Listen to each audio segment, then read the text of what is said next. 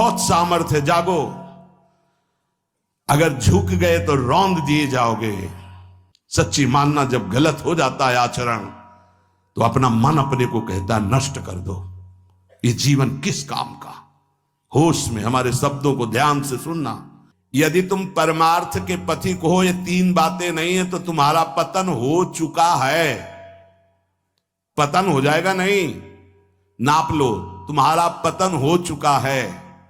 हमारा मन भजन में लेकर, होटलों में खाओगे, भजन में मन लगेगा, अशुद्ध आहार करोगे, मनमानी व्यभिचार प्रवृत्तियों का दर्शन, संभाषण और क्रिया करोगे और तुम्हारा मन सच्चिदानंद प्रभु में लग जाएगा। तमाशा समझा है। अपनी इंद्रियों को सदाचार परायण रखना। इंद्रियां इस सदैव व्यभिचार की तरफ भागती हैं।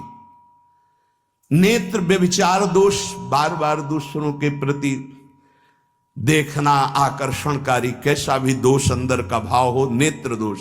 दूसरों की बातें सुनना, श्रवणेंद्रिय दोष। वाणी से दूसरों की चर्चा करना, वाणी, ऐसे हर इंद्रिय अपने व्यभिचार में जाना चाहती है।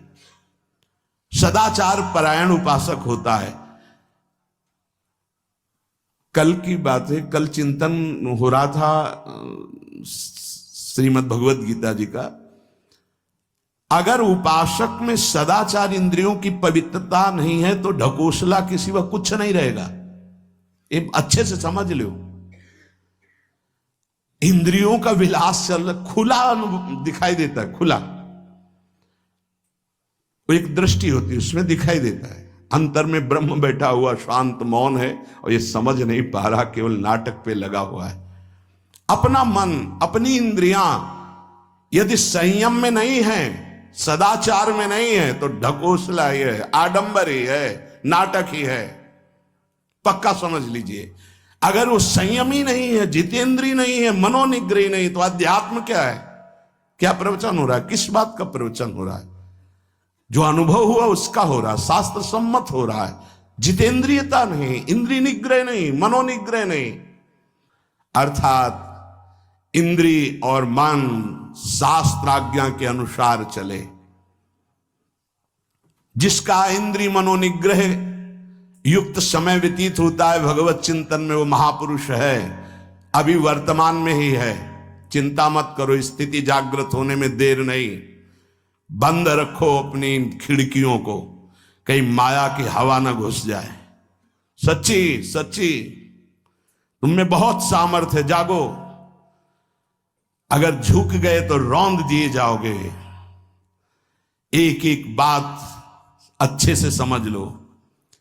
मुस्कुरा के, प्रेम व्यवहार दिखा के, अपनापन करके फिर तुमको अधीन किया जाएगा।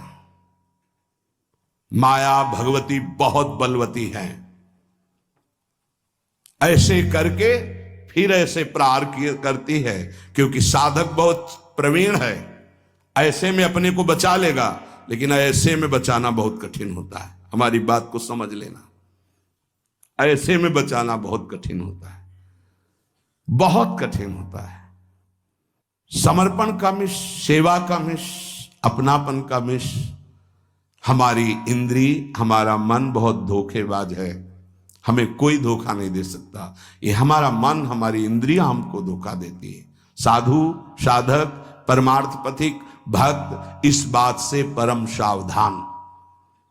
सदाचार और सरलता, संयम के साथ हमारा समय व्यतीत होना चाहिए। किसी के गवाही की जरूरत नहीं है, किसी के प्रमाण की जरूरत नहीं। आप खुद अपने हृदय की भूमिका को नाप लीजिएगा।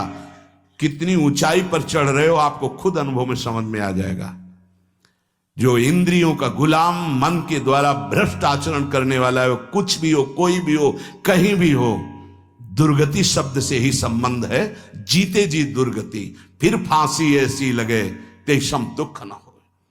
सच्ची मानना, जब गलत हो जाता है आचरण तो अपना मन अपने को कहता है नष्ट कर दो, ये जीवन किस काम का।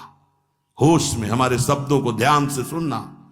जब इतना गलत हो जाता है तो अपना चेहरा अपने को पसंद नहीं आता और अपना जीवन अपने को पसंद नहीं आता और अपने अंदर से मन कहने लगता है नष्ट कर दो इस शरीर को।